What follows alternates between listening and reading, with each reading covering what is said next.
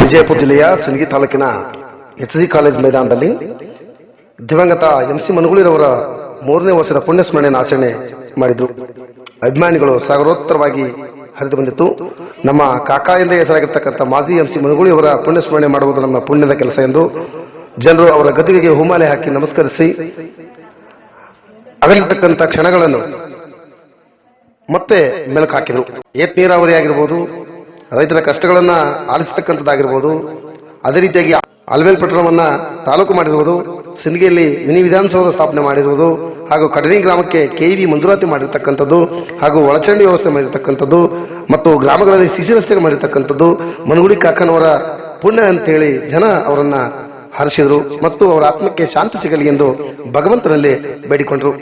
ಈ ಒಂದು ಕಾರ್ಯಕ್ರಮದಲ್ಲಿ ಅವರ ಸುಪುತ್ರ ಅಶೋಕ್ ಮನಗೂಳಿ ಅವರು ಹಾಜರಿದ್ದರು. ಅವರ ಜೊತೆಗೆ ಶರಣಪ್ಪ ವಾರದವರು ಕೂಡ ಈ ಕಾರ್ಯಕ್ರಮದಲ್ಲಿ ಭಾಗಿಯಾಗಿದ್ದರು ಮತ್ತು ಅವರ ಅಗಲಿಕೆಯ ಸಂದರ್ಭದಲ್ಲಿ ಕಷ್ಟ ನಷ್ಟಗಳನ್ನು ಹೊಂದಿರತಕ್ಕಂಥ ಅವರ ಅಭಿಮಾನಿ ಬಳಗ ಕಾರ್ಯಕರ್ತರು ಆಗಮಿಸಿ ಅವರ ಒಂದು ಗದ್ದುಗೆಗೆ ನಮಸ್ಕರಿಸಿದರು.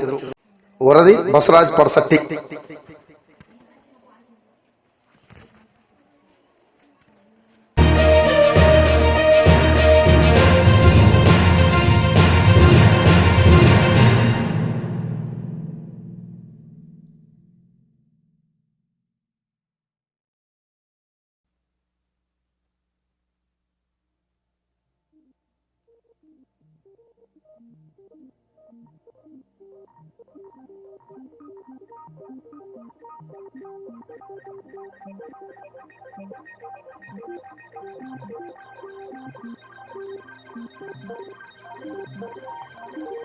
ಕನ್ನಡ